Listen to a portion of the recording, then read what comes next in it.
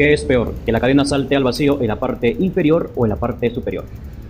Bienvenidos a Bicicitro. Este es un canal que ha sido creado con la finalidad de subir contenido sobre bicicletas, sobre reparación, mantenimiento, accesorios, componentes, consejos y opiniones. Suscríbete y apoya el crecimiento de este canal. Ok, entonces la pregunta de hoy es, ¿qué es peor, que la cadena salte al vacío en la parte inferior o en la parte superior? Esta es una pregunta interesante y seguramente habrá opiniones divididas que pueden estar relacionadas a alguna experiencia anterior, ya sea personal o no. Vamos a contextualizar para que se entienda la pregunta que hemos planteado al inicio. Lo normal es que la cadena no salte al vacío en ninguno de los extremos del piñón. Si eso sucede, significa que el desviador tiene un recorrido mayor al que necesita y los tornillos de regulación de recorrido deben calibrar. Por tanto, si la cadena salta al vacío en ambos extremos del piñón o solo en uno de ellos, se debe principalmente al ajuste o desajuste de los tornillos que limitan o regulan el recorrido del desviador posterior. Estos tornillos podrían presentar algún problema con el hilo de enrosque y por más que se ajuste vuelve a soltarse, o puede deberse al tope interno que puede estar torcido y no cumple la función de ejercer resistencia. Suele haber ocasiones en las cuales puede ser un problema sencillo o en otros casos puede ser complejo que incluso requiera el reemplazo del desviador posterior. La evaluación del especialista podría ayudar a determinar el estado real del desviador y resolver el problema del salto de la cadena al vacío, y nos podría indicar si solo es problema de los tornillos o algo más grave. Ahora bien, planteado brevemente el panorama, procedemos a establecer una comparación de los problemas que puede generar el salto de la cadena al vacío en ambos extremos del piñón.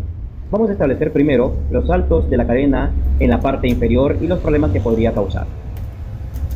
Número 1. Si el espacio entre el piñón y el cuadro es estrecho, puede trabarse fuertemente y en ocasiones puede ser muy difícil retirar.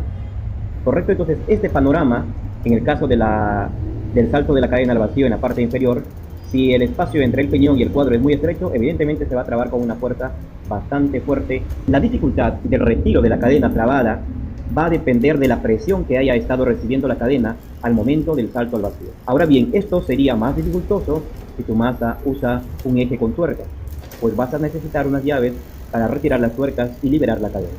En cambio, va a favorecer la liberación de la cadena si cuentas con una masa de liberación rápida. Sería más sencillo, pues evidentemente el retiro de la presión que ejerce la plumilla para poder retirar la cadena trabada. Punto 2. O problema 2 que podría causar el salto de la cadena al vacío en la parte inferior.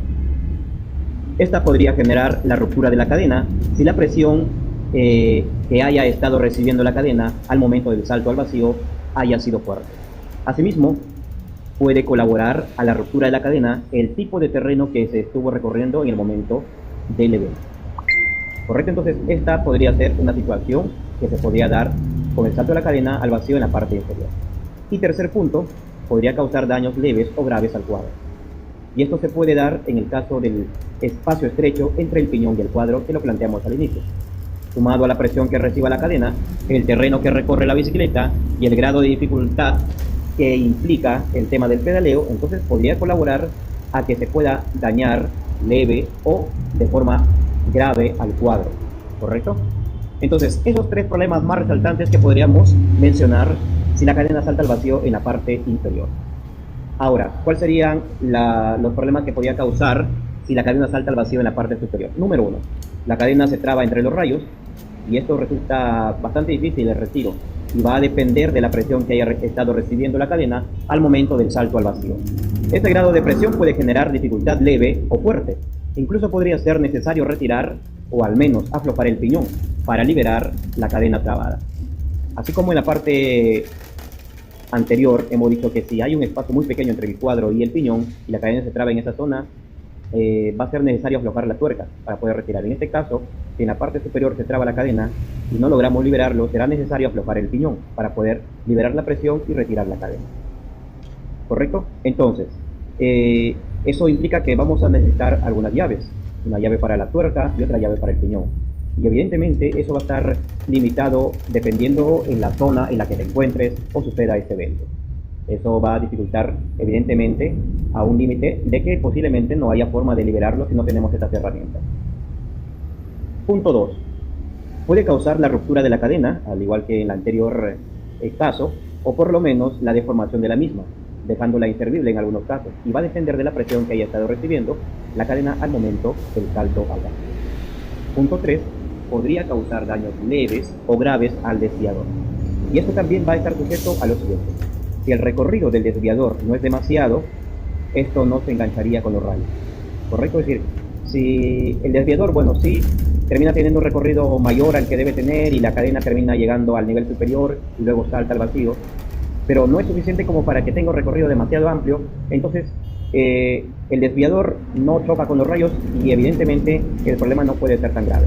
Ahora, si el recorrido, en el caso del recorrido del desviador que haya sido desmedido en el momento del salto a la cadena, esto provocará que el desviador se enganche con los rayos y el daño puede ser grave para el desviador y para algunos rayos que podría causar la ruptura.